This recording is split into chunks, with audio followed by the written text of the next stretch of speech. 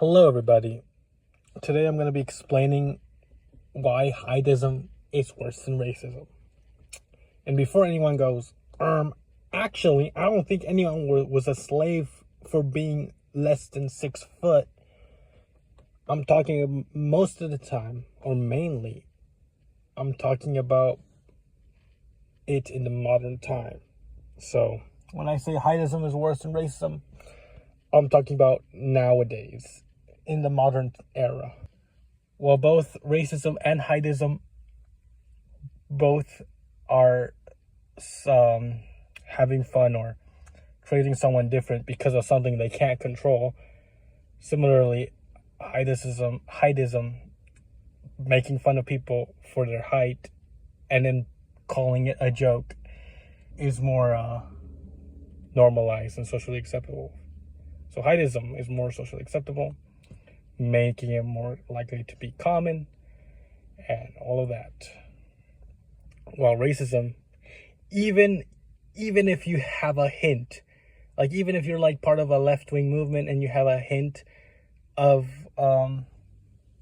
possible racism, you're ostracized. For example, the Un-F America tour, Z said "you people" when she was around a call or a live stream with a bunch of black women. She said like "you people" or "people," I don't even know, but she was interpreted to be potentially racist for simply saying "you people don't understand" or "your people something." Here's the clip of it. Oh, okay. But the majority of the people behind this tour that are staying up late working on this, because this is not easy. You think that getting 50 plus people to another state to do this is easy, because it's not, right? And so we have young people that are putting everything into this, that are scared of this administration, and then people are saying that they're unorganized. So somebody who's done organizing within her own community, that's why I'm saying this. She has to be able to respond to one thing at a time. No, she has to be able to respond to one thing at a time. Are you seriously saying right now, I want to remind you, room of black women in here, okay? Are you seriously saying that because other people of color are also working on this tour, that we cannot critique when things are done in bad faith? That's not what I said. So yeah, racism is much more addressed, much more taken down, much more dealt with than heightism. And therefore, heightism is more normalized and more likely to be common than racism. This goes back to my original point, but a second reason why is because it's more widespread. And going back to my original point of it being more normalized because it's less addressed, even in dating apps, this is shown. For example, imagine if a mainstream app that allows everyone of every type had a race filter, people would likely ostracize and cancel it. But it doesn't. Meanwhile, since heightism is less addressed, these dating apps will have a height filter where these women can choose unrealistic height expectations. And yeah. And I know some people are going to say in the comments, oh, black women are more rejected. You would never date a black woman. Well, statistically speaking here, a black woman is less likely to be rejected than by any guy she talks to, or for better words, matches with, than the average guy. And we know the average guy is less than 6 foot, despite like half of women preferring that, even though like 14% of guys match that expectation. So yeah, and I know some people are gonna say, "Oh, you must be lucky that that's your biggest problem."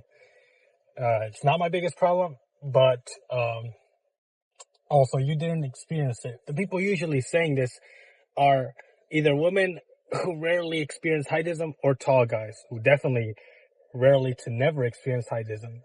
If you experienced heightism, you wouldn't say this type of stuff. And another reason why it's worse, a third reason, is because it's not addressed and it's systemic. And there is evidence to suggest this.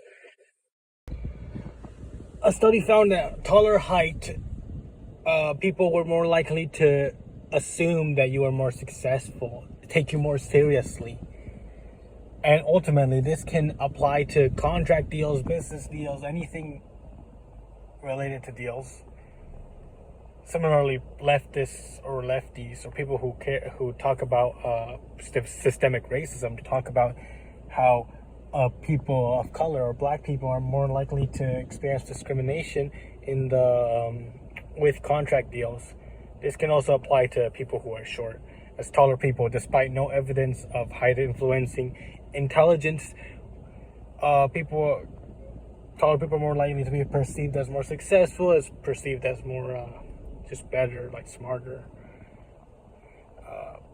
And a study done regarding Swedish men show that the taller people were like 2.2% more likely to hold an authority within the business position for CEO or something like that, which I'll show here in the video. Here's a study done, and then when you look at heights of prominent billionaires, even among those billionaires who are African American, you'll see that the most successful ones are usually the taller ones, and I would understand why taller people, like taller athletes, are more successful, because height is indeed giving you an athletic boost, because when playing certain sports like basketball, you are easier to like hit the hoop or like bounce it into the net. But even positions that are not athletic, that are like purely about business, taller people disproportionately have this position. And lastly, even though this guy, I think his name is Chudlet, even though this guy had beef with a mutual I had named Damien, the way he explained what I'm talking about is flawless. He explained heightism versus racism perfectly, more perfect than I could ever explain it. So I'm going to show it right here. Heightism is worse than racism.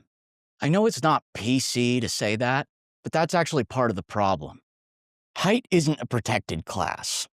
Race discrimination in the workplace is illegal, but height discrimination, completely legal. A race filter on a dating app would be a PR nightmare, and there's not much demand for it anyway.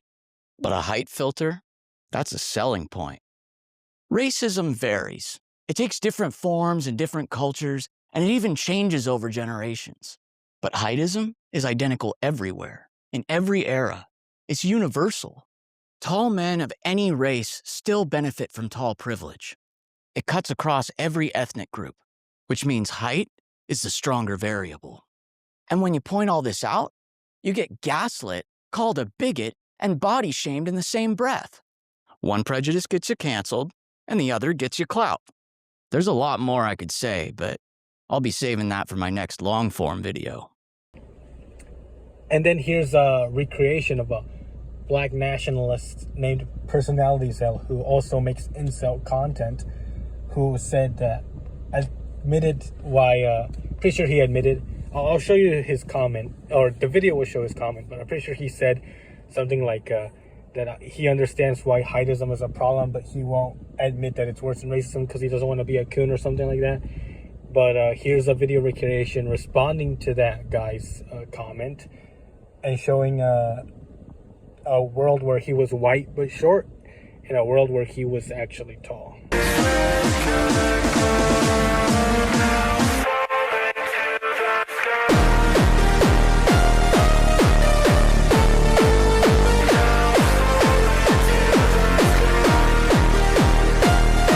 Well, actually, hypergamy isn't real.